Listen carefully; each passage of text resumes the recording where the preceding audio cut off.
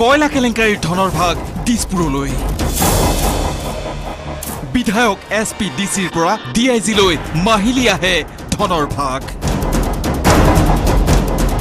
বৰাকৰ কয়লা মাফিয়া আব্দুল আহেদ চৌধুৰীক গ্ৰেপ্তাৰৰ পিছতেই পোহৰলৈ আহিছে ৰাজ্যত অব্যাহত থকা কয়লা কেলেংকাৰীৰ ভয়ংকৰ তথ্য তদন্তকাৰী আৰক্ষীয়ে আব্দুল আহেদৰ ঘৰৰ পৰা জব্দ কৰিছে এখন গোপন ডায়েৰী যিখন ডায়েৰীৰ পাতে পাতে লিখা আছে কয়লাৰ 2 নম্বৰ ব্যৱসায় সুকলমে চলাই নিবলৈ আব্দুল আহেদে মাহিলি দিয়া কমিছনৰ ধনৰ সবিশেষ তথ্য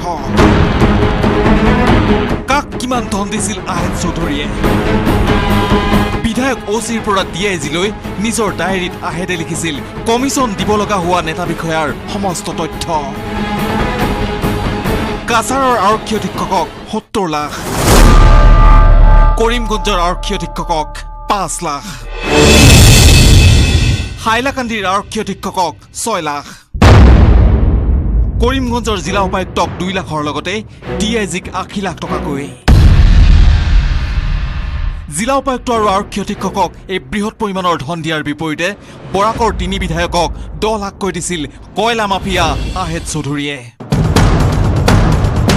কয়লাৰ কলা সাম্ৰাজ্যখন চলাই নিবলৈ প্ৰতিমাহে 3,51 লাখ টকা কমিছন দিছিল আব্দুল আহেদে কমিছন খোৱাসকলৰ তালিকাত জনপ্ৰতিনিধিৰ পৰা আৰম্ভ কৰি জিলা উপায়ুক্ত আৰু আৰক্ষী অধীক্ষক সকলোৰে নাম সোমাই পৰাত এতিয়া চাঞ্চল্য সৃষ্টি হৈছে ৰাজ্যৰ প্ৰশাসনত তাৎক্ষণিক প্ৰতিক্ৰিয়া প্ৰকাশ কৰি ৰাজ্যৰ আৰক্ষী অধীক্ষক কুলধৰ হৈকে ক'লে আচলতে যিখন কাগজৰ কথা কোৱা হৈছে ইনকুৱাৰী আমাৰ যেনেকৈ হ'ব পুলিচৰ ৰেইডতে ওলাইছে বা অন্যান্য ডিপাৰ্টমেণ্টৰ ৰেইডতে ওলাইছে ইনভেষ্টিগেশ্যন বা অনুসন্ধানত কিবা এটা প্ৰভাৱ পেলাব পাৰে সেইকাৰণে মই ভাবোঁ যে গোটেইখিনি চাই ল'লে আৰু গোটেইখিনি ইনভেষ্টিগেশ্যনত যেনেধৰণে ওলাব সেই হিচাপে ব্যৱস্থা হ'ব মুঠ 17 জন হাই প্ৰফাইল ব্যক্তিক মাহিলি এক বৃহৎ পৰিমাণৰ ধন কমিছন হিচাপে দিছিল কয়লা মাফিয়া আহেদ চৌধুৰীয়ে স্বয়ং আৰক্ষী উদঙাই দিয়া আৰক্ষীৰ এই দুৰ্নীতিয়ে এতিয়া কঁপনি তুলিছে দিছপুৰতো কিন্তু দিছপুৰৰ বাবে নতুন নহয় এই খবৰ কিয়নো আজিৰ পৰা এটা পক্ষেক পূৰ্বে নিউজ 18 অসম নৰ্থ ইষ্টে ফাদিল কৰিছিল বৰাকৰ কয়লা কেলেংকাৰীৰ কেতবোৰ ভয়ংকৰ তথ্য কৰ ফাঁকিৰে কিদৰে বৰাক উপত্যকাত চলি আছে কয়লা কেলেংকাৰী কোনে কেনেকৈ ভুৱা চালানেৰে পাৰ কৰে কয়লাৰ ট্ৰাক এনে বহু বিস্ফোৰক তথ্য উদঙাই দিয়া কয়লা কেলেংকাৰীৰ এক তদন্ত প্ৰতিবেদন 6টা মাহে খুলিয়েই নাচালে উৰ্ধ্বতন কৰ্তৃপক্ষই নিউজ 18 অসম নৰ্থ ইষ্টে উদঙাই দিছিল চৰকাৰৰ এই নিষ্ক্ৰিয়তা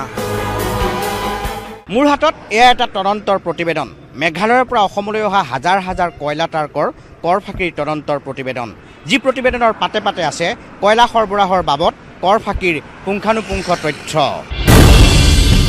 নিউজ 18ৰ হাতত আহি পৰিছে এগৰাকী মন্ত্ৰীৰ ঘনিষ্ঠ আৰক্ষী বিষয়াৰ লগতে তেওঁৰ আশিক ধন্য 2 ব্যক্তিৰ কৃপাত কেনেকৈ চলিছে কয়লা কেলেংকাৰী তাৰ বহু বিস্ফোৰক তথ্য পৰিৱৰ্তনকামী জনগণে বিচৰাৰ ধৰণেই চৰকাৰো সলনি হ'ল পিছে ৰাজ্যত অব্যাহত থকা কয়লা কেলেংকাৰীহে বন্ধ নহ'ল মুখ্যমন্ত্ৰী সৰ্বানন্দ সোণোৱালৰ দুৰ্নীতি বিৰোধী অভিযানক বুঢ়া আঙুলি দেখুৱাই ৰাজ্যত অবাধ গতিত চলি আছে কলা হীৰা কয়লাৰ কেলেংকাৰী কৰিমগঞ্জৰ পৰা গৌৰীস্তন্দিৰ সহযোগত Manabjyoti Baruah news 18 Assam north east